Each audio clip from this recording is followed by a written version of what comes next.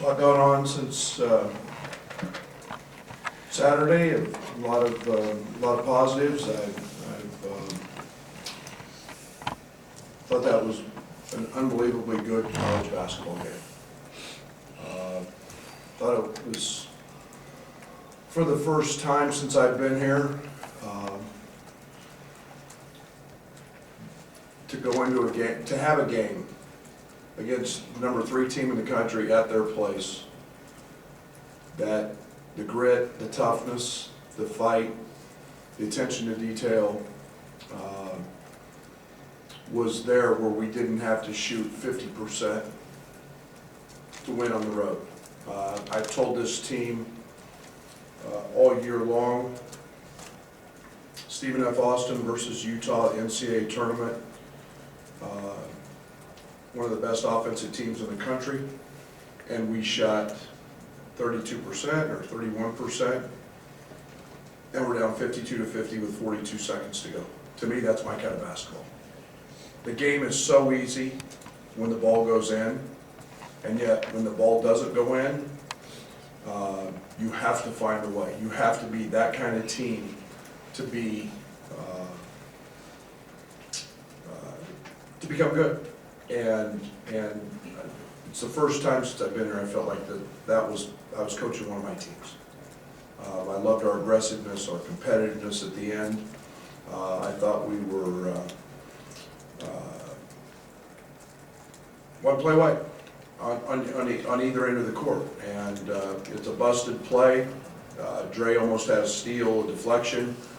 There's 8 seconds to go on the clock, and their 4-year starter senior throws one in from 30 feet, and that was important. Caught their players off guard. They looked kind of disbelief. They weren't in rebound position either. So I liked the opportunities we got. I got Georgie 5 straight touches on the block, of which give Smith credit. He showed why he's a first-round draft pick, and he made a block on one. Georgie had one go in and out. We had 6 possessions where the ball was in the paint. Io missed a little floater. Kofi missed a little lob off a tremendous offense. Kipper missed a tip-in. Kipper missed a little turnaround jump shot that he's been making. Jermaine missed a little tip-in. And unfortunately, on the last play of the game, it's a play that we've seen Dre make many times. Smith made a great hedge, and got a hand on it, and made a great defensive play. But unbelievable game. There was some possessions could have gone either way. We missed a couple free throws. We were 1 of 3 on the F1. We were Trent had an opportunity to make a 2-possession game. 90%. I'll take Trent on the foul line in that scenario every time. But give Anthony Cowan credit. But man, that was one hell of a college basketball game in league games, and there's a completely different attitude. You're not going to score 120 points in league games.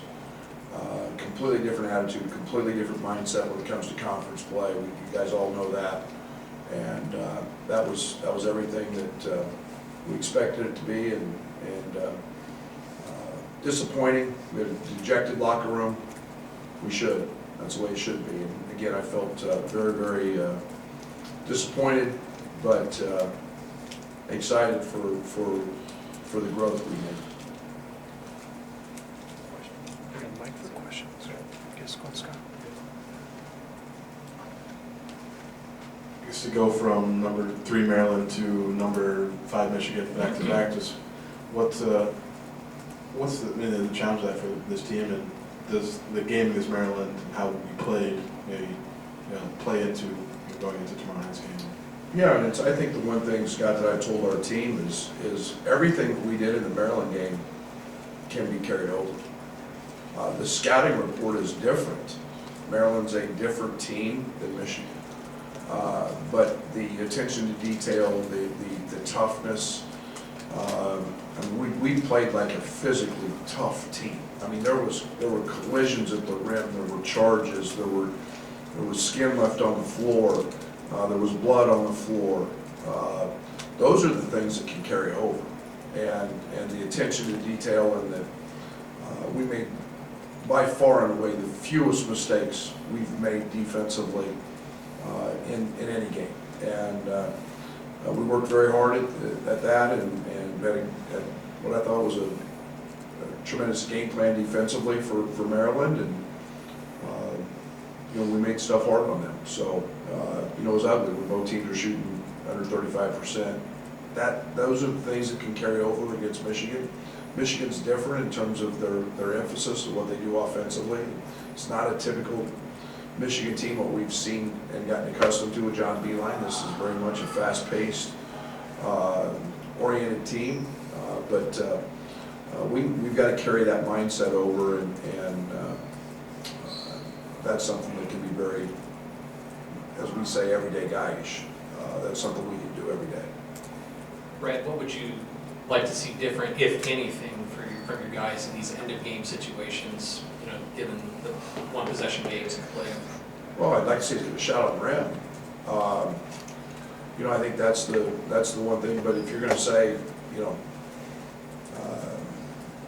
we've spent some time on them this week. Obviously, in situations, there's same type things that we've run.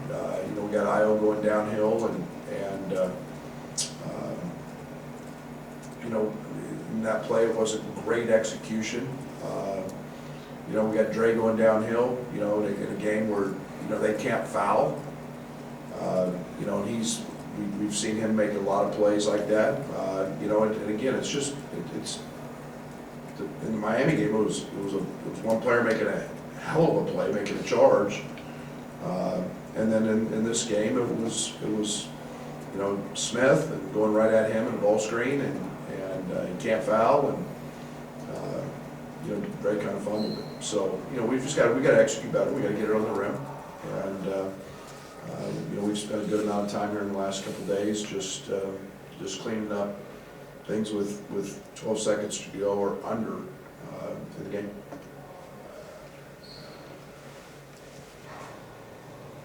How much do you guys practice late game situations, and has there been more of an emphasis on that in the last? Yeah, I mean, we cover them. I think you get to a point where you're once or twice a week, and now we've spent some time on them every day. Talking about just different actions where we want to go. You start looking at.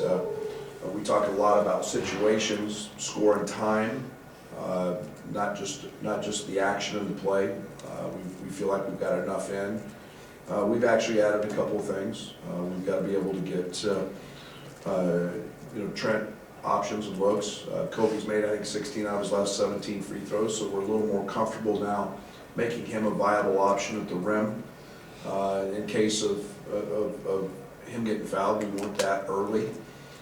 So we've spent some good amount of time on that in the last couple of days.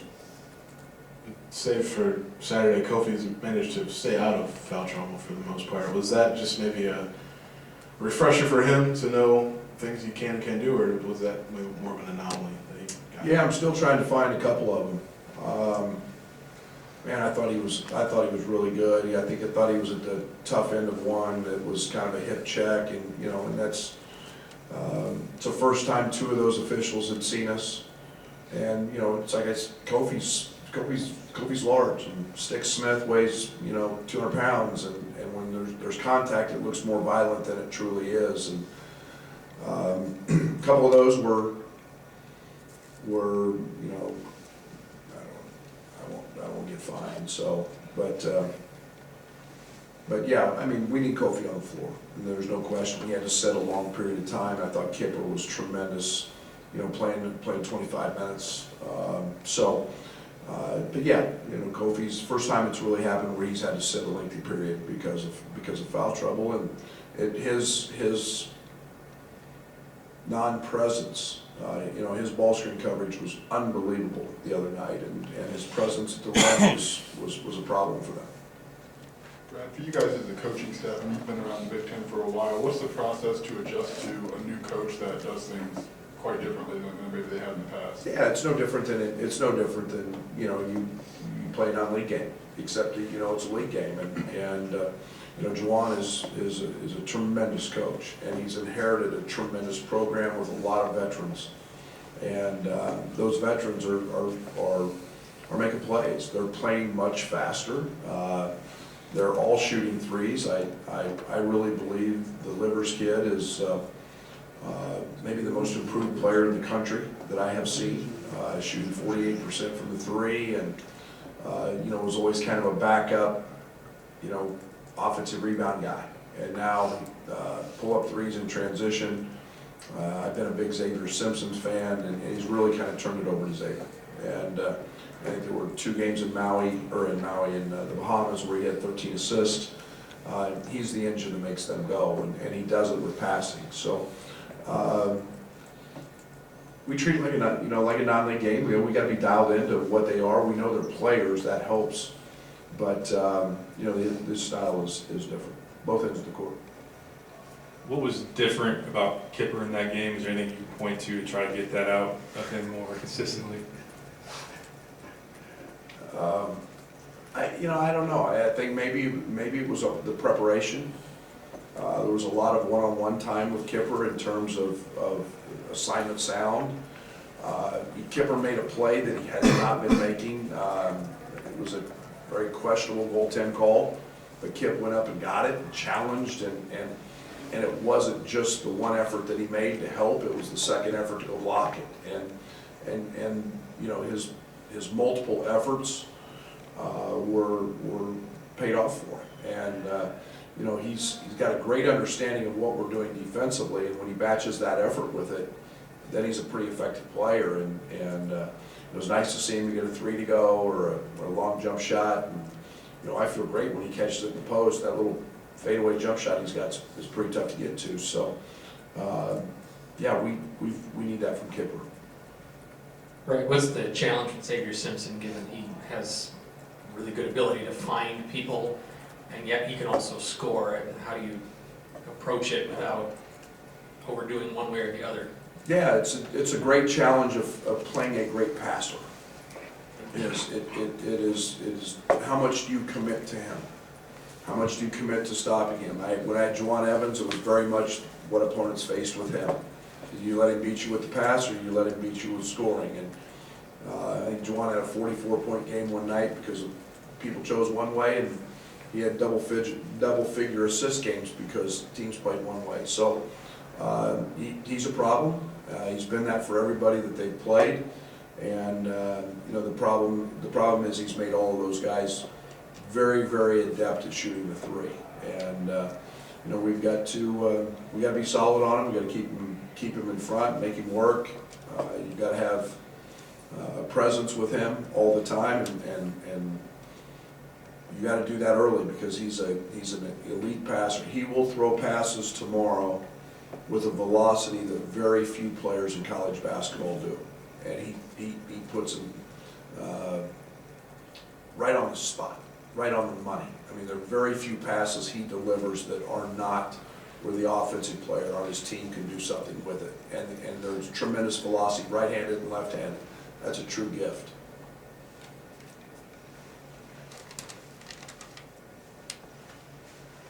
I guess in the last few years, what have you seen from Trent? Maybe just as his game has grown, he's matured in his preparation and maybe how he approaches things on the court because of that. I think there's one example that comes to mind, and that was after the Miami game, and he was sitting with Quay Jones, our graduate assistant, and going through every play of the game at 1:30 in the morning, texting me. And that involvement, that understanding. The greatest thing about experience is just simply the understanding of the game and understanding what you see when a team does this, what your reads become. And, Trent's at that point. It's not just scoring a basket. He understands the greater part of the game, and it's the defensive end. and the reads, and you know, he wants to see how to correct his mistakes. That development with Trent has been light years. I mean, he didn't think about anything but getting a bucket his first year here. And if he didn't get a bucket, he didn't guard. And, you know, now we've got that full-fledged, all-around player, and he wants to know how Michigan, our next opponent's guarding ball screens and where his opportunities come. And you know, made a couple of great lob passes to Kofi over the top because he made the right reads and ball screens, and that's growth.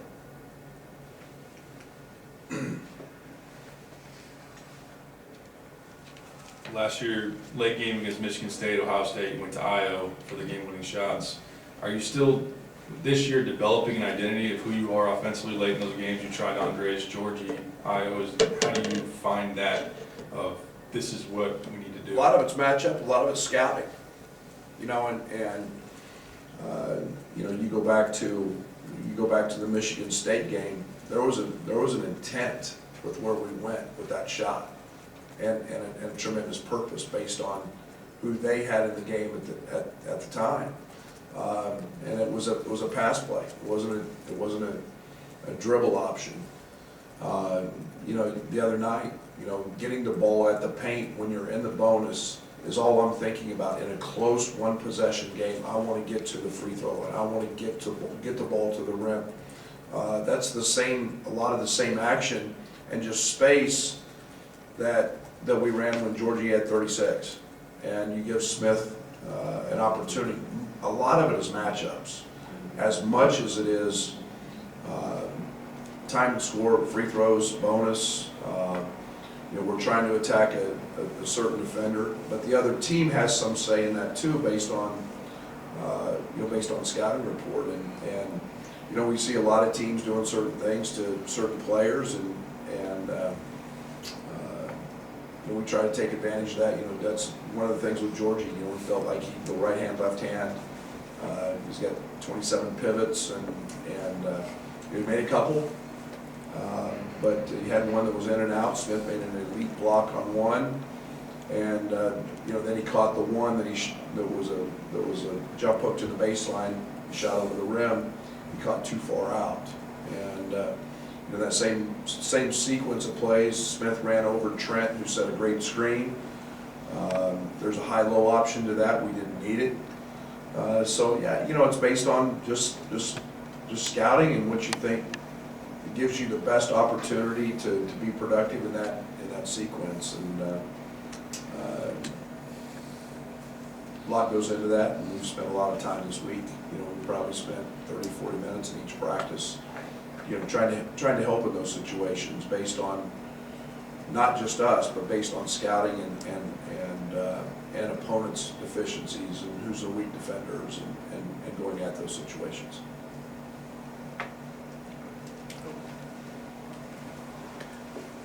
I guess nobody has asked you yet about that timeout between Cal and free throws and the decision going into that. What was that? Well, if you look down, Turge is telling them to miss it. We have a play we run when they make it, and when you start getting under 3 seconds on the clock, my mistake in that was not taking the administrative technical, and I wanted to make sure, because you basically have a catch and shoot, and when you can't get set up, okay, he's going to miss the free throw. You can't get set up. It's a broken play, and I should have probably taken the administrative technical because I wanted our guys to know he was going to miss it, and we had to get the spots. We got the ball to Dre at half court on a quick outlet and a heave, and that's basically what you're going to get. Don't call it. Second runs off. Now you're at 1.2. Probably should have taken the administrative technical. I wanted our guys to be aware of what we were doing when I saw them signal if they were going to miss it. They only get one free throw. You get the timeout, and then you get the ball back. And if I had it to do all over again, it wouldn't be the timeout. It would be that I didn't take the administrative technical and call another. You curse at somebody, or how do you get that? No, just call the timeout, just call another timeout. They administer the timeout, and you get one free throw. So it makes it, so it goes instead of 1 to 2. Looking back, I would do that. The timeout at that point was insignificant with that little time. Because as soon as they said miss it, there's gonna be a second go off, you're on the road. You're not gonna get the timeout, you don't advance the ball like you do in the NBA. You wanna make sure you've got options to pass, but, you know, there were,